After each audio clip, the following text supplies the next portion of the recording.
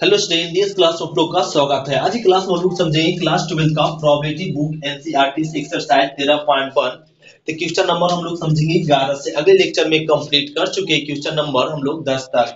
तो ये क्या ना, हम लोग नेक्स्ट लेक्चर में यह समझे थे conditional probability A occur B बराबर क्या फॉर्मूला हुआ था, probability of A intersection B बटा नंबर ऑफ प्रोबेबिलिटी बी, या number of A intersection B बटा नंबर ऑफ बी। ये हम लोग समझे थे। ये फॉर्मूला, ये दो फॉर्मूला प्रोबेबिलिटी में भी होता है और नंबर में भी होता है। तो यहाँ पे क्वेश्चन नंबर देखो क्या ना, 11 का फर्स्ट में क्या करा कि करा, एक न्याय पासे को उछाला गया जिसका घटनाएं दिया हुआ ई, इवेंट गिवन है ए और एफ ए जी ए, तीन घटनाएं दिया हुआ है और इसमें करा निम्नलिखित को ज्ञात कीजिए। क्या पी ई अकर एफ। तो ई अकर एफ फाइंड करने के लिए नंबर ऑफ ई लिखना पड़ेगा। तो नंबर ऑफ ई, तो नंबर ऑफ ई कितना है 3। नंबर ऑफ एफ लिखिए, तो नंबर ऑफ एफ कितना है तो 2। Number of F 2। फिर ई इंटरसेक्शन एफ लिख दीजिए। तो ई इंटरसेक्शन ई और एफ में क्या कॉमन मैच कर रहा है, जो जो मैच करता वो लिखाता है। तो ई और एफ में केवल 3 मैच कर रहा है, ये 3 मैच कर लिख दिए। अब लिख दीजिए number of E intersection F. तो नंबर ऑफ इंटरसेक्शन कितना 1।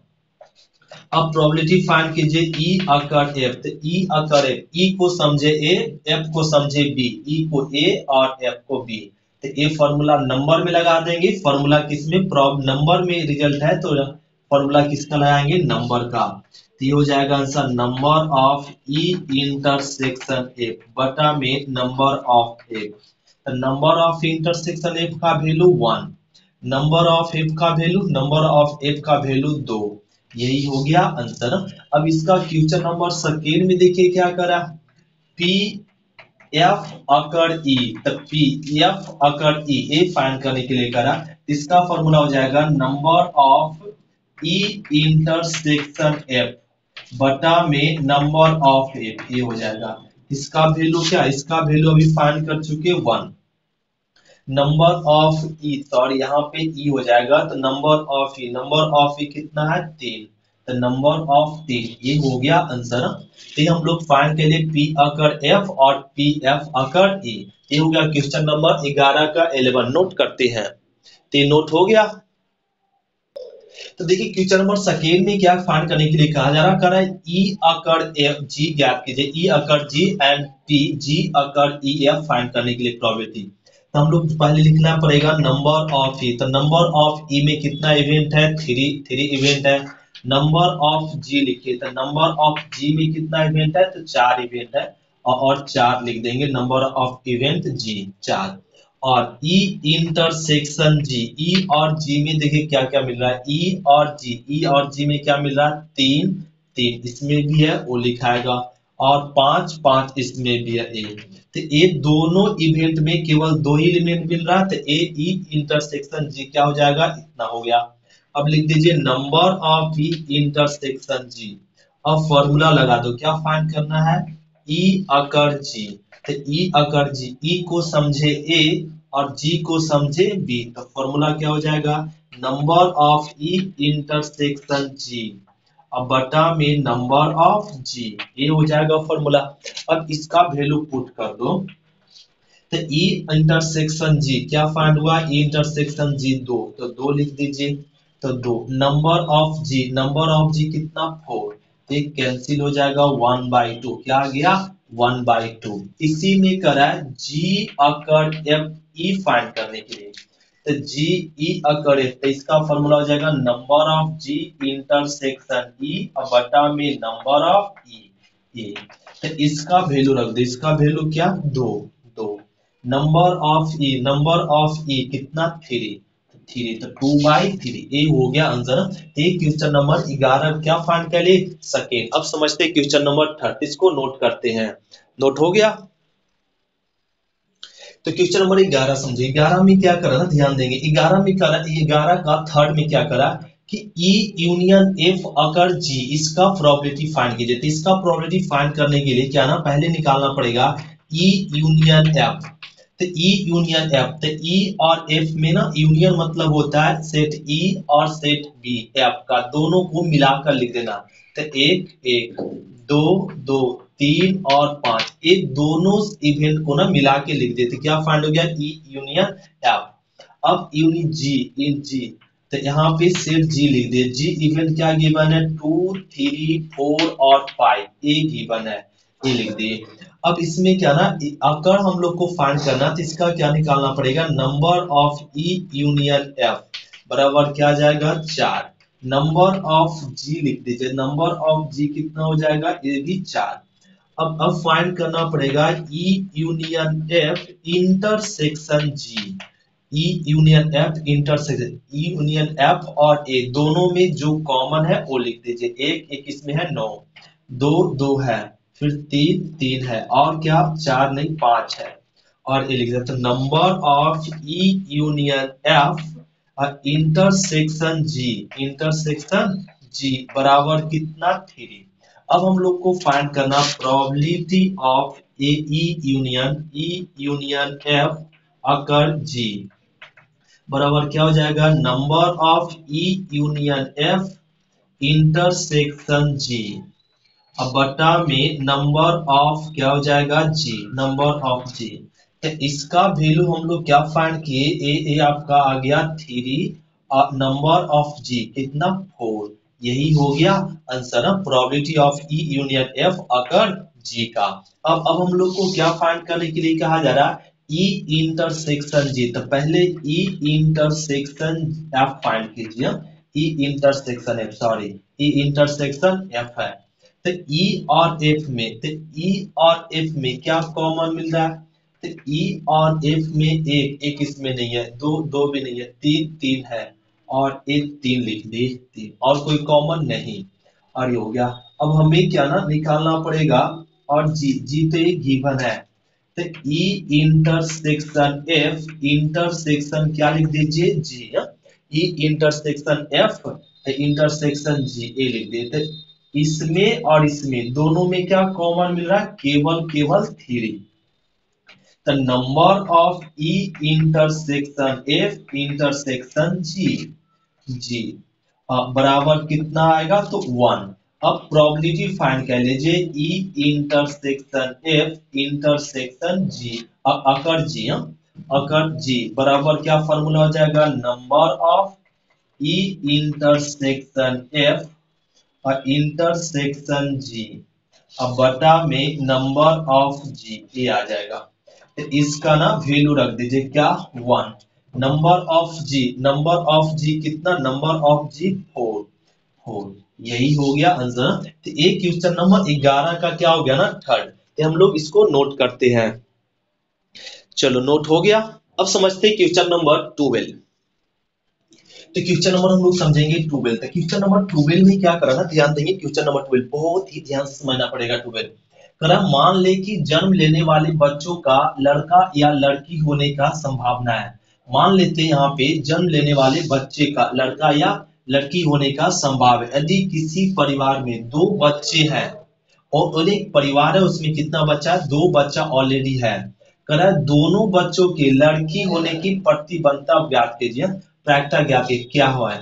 यदि यह दिया गया है कि सबसे छोटा बच्चा लड़की है, मतलब हिंट भी दे दिया, तो सबसे पहले तो सिंपल स्पेस लिख दीजिए कि अगर 2 बच्चा होगा तो उस परिवार में क्या क्या संभावनाएं हो सकता है। या तो दोनों गर्ल हो सकता है, दोनों गर्ल बच्चा हो सकता है, या गर्ल बॉय हो सकता है, या बॉय गर्ल, या दोनों बॉय बॉय हो सकता है, ये 2 बच्चा हो सकता है। तो इतना संभावना है उस परिवार यहाँ बच्चे का, बड़ा लड़की हो सकती है तो बड़ा छोटा लड़की हो सकती है, या बड़ा लड़का लड़की तो छोटा लड़की बॉय हो सकता है, लड़का हो सकता है। अगर बड़ा लड़का हुआ तो छोटा लड़की हो सकती है, या दोनों लड़का हुआ तो दोनों छोटा बड़ा क्या होगा, लड़का होगा। ये संभावनाएं हैं।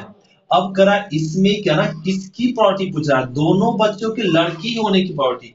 घटना ए, दोनों बच्चे के लड़की मतलब जी जी दोनों गर्ल, बड़ा भी लड़की गर्ल हो और छोटा भी लड़की क्या गर्ल ही हो, इसकी प्रोबेबिलिटी पूछ रहा है। कब, जब सबसे छोटा बच्चा क्या हो, लड़की हो। तो एक घटना बी को लिख दीजिए, सबसे छोटा बच्चा लड़की, तो यहाँ पे देखो सबसे छोटा बच्चा क्या लड़की है, तो यहाँ पे एक गर्ल होगा। इसमें तो छोटा बच्चा क्या हो गया बॉय हो गया, और इसमें छोटा बच्चा क्या लड़की है, ए हो सकता है, या इसमें तो दोनों बॉय ही हो गया।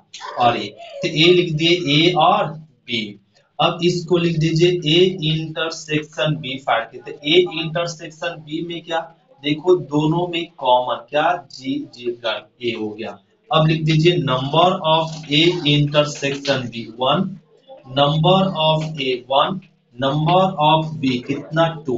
प्रोबेबिलिटी किसका करा दोनों बच्चे होने की, तो प्रोबेबिलिटी ऑफ ए अकर कब जब दोनों बच्चा सबसे छोटा बच्चा क्या लड़की, मतलब ये घटना घट चुका है, तो अकर क्या हो जाएगा बी।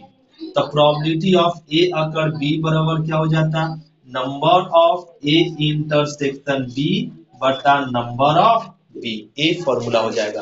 अब ये यूज कर दो, number of A intersection B क्या फाइंड किए 1, नंबर ऑफ बी क्या 2, यही हो गया क्या आंसर।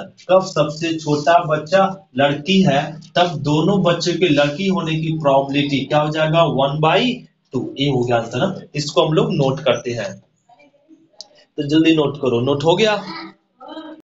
तो क्वेश्चन नंबर हम लोग समझेंगे ट्यूबवेल का सेकेंड। ट्यूबवेल का सेकेंड में भी कहना ना एक परिवार वाले क्या ना लड़का या लड़की होने की संभावना है। यदि किसी परिवार में कितना बच्चे 2 बच्चे, तो 2 बच्चे तो सिंपल स्पेस इतना घट सकता है। फिर कहना दोनों बच्चे के लड़की होने की सब प्रतिबंध प्रायिकता क्या है, तो मतलब ए बराबर दोनों बच्चा गर्ल और गर्ल, ए हो गया।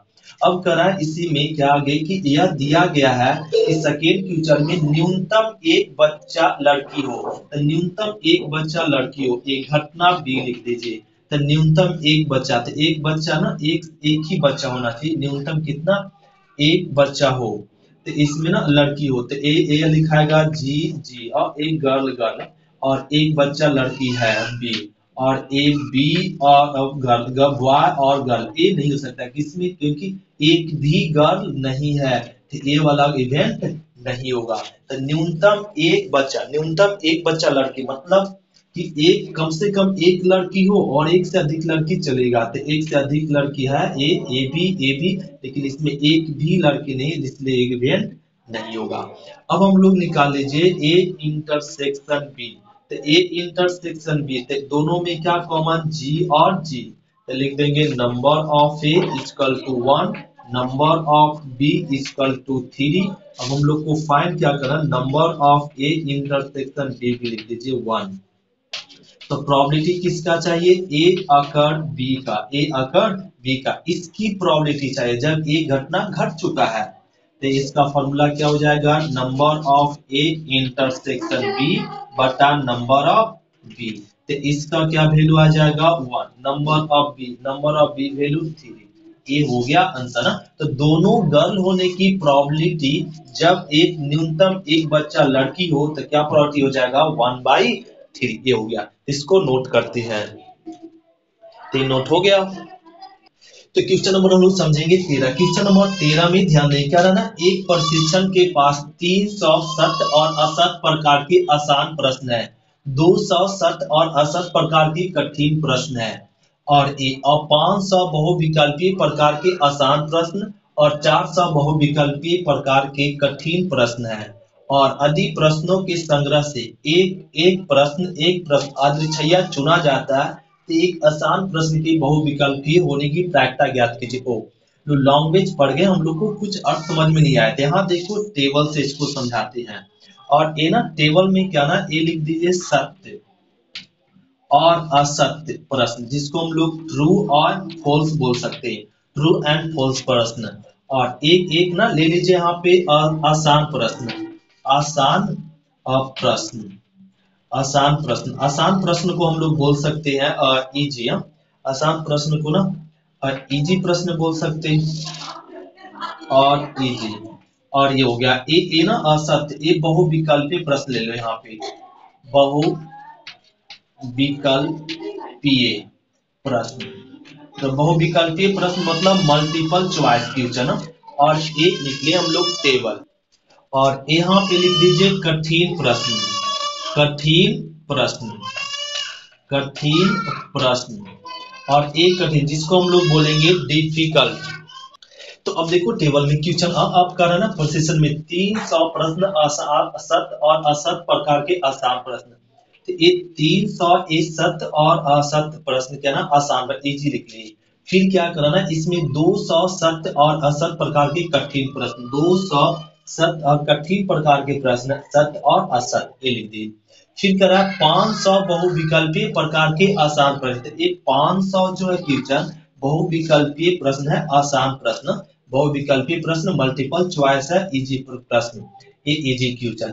फिर करा इस विकल्पीय प्रकार के आसान प्रश्न और 400 बहुविकल्पीय प्रकार के कठिन प्रश्न।